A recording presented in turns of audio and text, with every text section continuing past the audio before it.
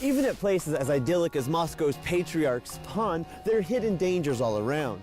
And the first step to protecting yourself against them is knowing the potential risks. Unbeknownst to the plain eye, there are actually radioactive particles everywhere. They come from the sun, space, and many naturally occurring objects. To drive the point home, this Russian dosimeter developer showed elevated radioactivity from a simple statue.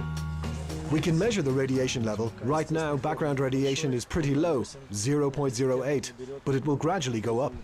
The idea of that extremely compact personal dosimeter you just saw was spurred on by the nuclear disaster in Fukushima, Japan. While the immediate threats to those in the vicinity were clear right away, the experience has left many people concerned about extraordinary and everyday radiation.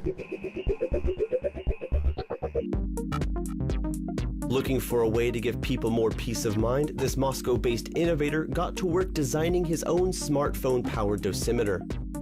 The device can help people better understand the risks that simply aren't visible. For example, the paint used in this old compass still emits radioactive particles that are easily measurable with the right equipment. Right now, we already have a whole line of software products and devices for various smartphones, cell phones, laptops, and netbooks, all with varying levels of complexity. On the market, they'll range from simpler and less expensive models to more sophisticated versions.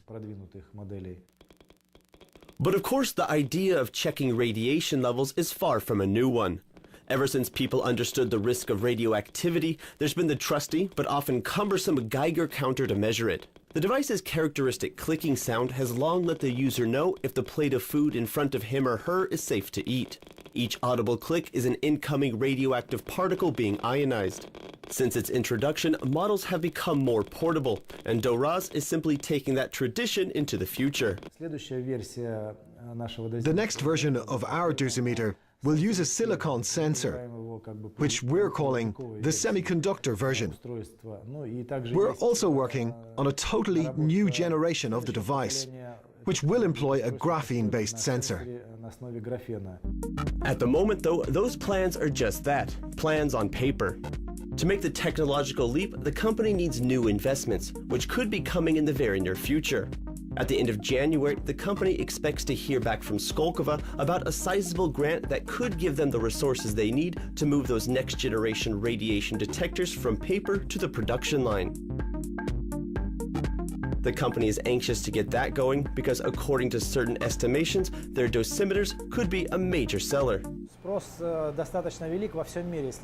We can see fairly high demand across the world, especially in Southeast Asia and Japan.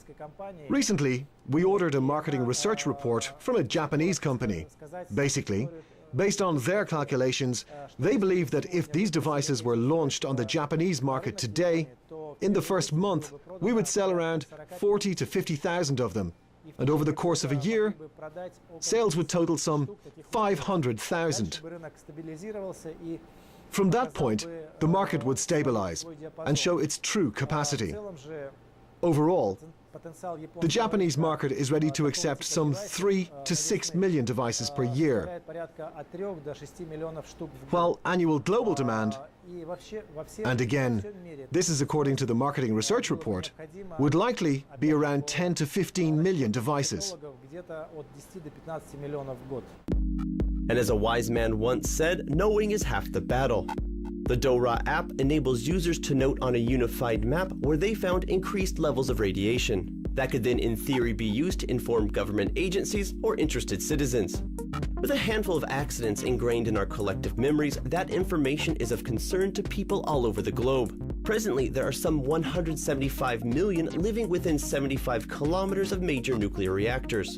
Of course, everyone's hoping for fully safe operations, but now your own dosimeter is never more than an arm's length away.